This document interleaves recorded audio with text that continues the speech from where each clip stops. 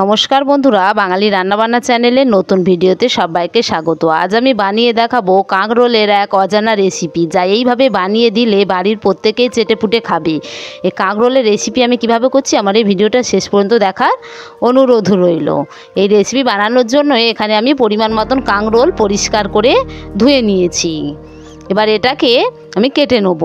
এইভাবে চাকা চাকা করে কেটে নিয়েছি। এবার গ্যাসে আমি কড়া বসিয়ে আগে থেকে তেল গরম করতে বসিয়ে দিয়েছি। তেলটাকে ভালোভাবে গরম করে নিয়েছি। এবার তেলের মধ্যে কেটে ধুয়ে রাখা কাঁকরোলগুলোকে দিয়ে দিচ্ছি। আর দেবো সামান্য একটু লবণ আর একটু হলুদ গুঁড়ো।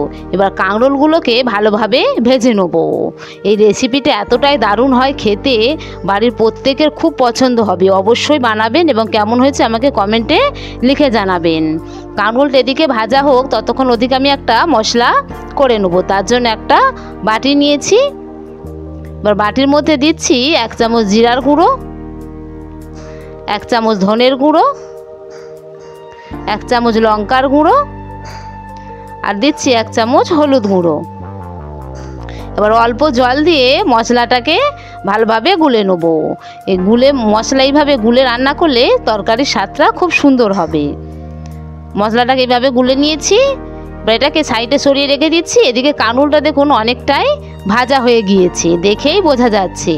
এবার এই কাঁকরোলগুলোকে একটা পাত্রের মধ্যে তুলে নেব। সমস্ত কাঁকরোলগুলোকে তেল ঝরিয়ে একটা পাত্রের মধ্যে তুলে নিয়েছি। এবার ওই তেলের মধ্যে দিচ্ছি 2টো তেজপাতা, একটা শুকনো লঙ্কাকে এইভাবে ফাটিয়ে দিয়ে দিলাম। আর দেবো 1 চামচ কালো ও সাদা সর্ষে, আর দিচ্ছি 1/2 চামচ গোটা জিরা, আর দিচ্ছি 1 চামচ রসুন বাটা, 1 চামচ আদা বাটা। এবার আদা রসুনটাকে ভালোভাবে একটু ভেজে নিতে হবে। আদা রসুনটা ভালোভাবে ভাজা হয়ে গিয়েছে।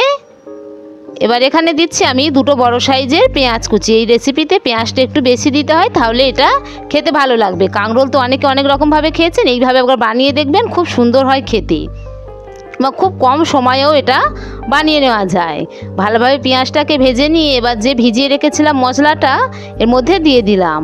এবার মশলাটা দিয়ে ভালোভাবে কষিয়ে নিতে হবে। এই রকম নতুন নতুন রেসিপি পেতে যদি আমার চ্যানেলে নতুন হয়ে থাকেন, চ্যানেলটিকে একটা লাইক সাবস্ক্রাইব করে রাখবেন, তাহলে পরবর্তী নতুন ভিডিও সহজেই আপনাদের কাছে পৌঁছে যাবে।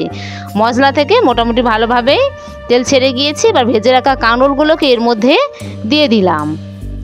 ভালোভাবে কাঁকরোলের সঙ্গে মশলাটাকে কষিয়ে নেব। এটা দেখতে যতটা সুন্দর হয়, খেতে তার থেকে বেশি সুন্দর হয়। কাঁকরোলের তো বিভিন্ন রকম রেসিপি আমরা খেয়েছি, এইভাবে একবার বানিয়ে দেখবেন, খুব ভালো লাগবে খেতে।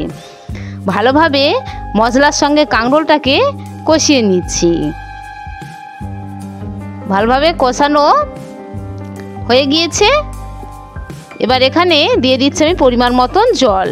এই রেসিপিটা আমি খুব বেশি ঝোল করব না, একটু শুকনো হবে, তাতে খেতে ভালো লাগবে। এবারে পরিমাণ মতন একটু লবণ দিয়ে দিচ্ছি।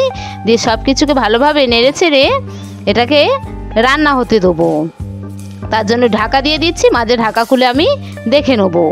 ফিরে আসছি কিছুক্ষণ পরে। মাঝে ঢাকা খুলে দেখে নিয়েছিলাম, কাইটাও একদম মাখা মাখা হয়ে গিয়েছে এবং খেতে খুবই সুন্দর হবে। দেখতে কতটা সুন্দর হয়েছে দেখুন, তা দেখেই বোঝা যাচ্ছে। এবার গ্যাসটাকে আমি বন্ধ করে দেবো, দিয়ে একটা পাত্রের মধ্যে এটাকে তুলে নেব। হয়ে গিয়েছে আমার কাঁকরোলের রেসিপি। ফিরে আসছি পরবর্তী নতুন ভিডিও নিয়ে। ততক্ষণের জন্য প্রত্যেকে ভালো থাকবেন।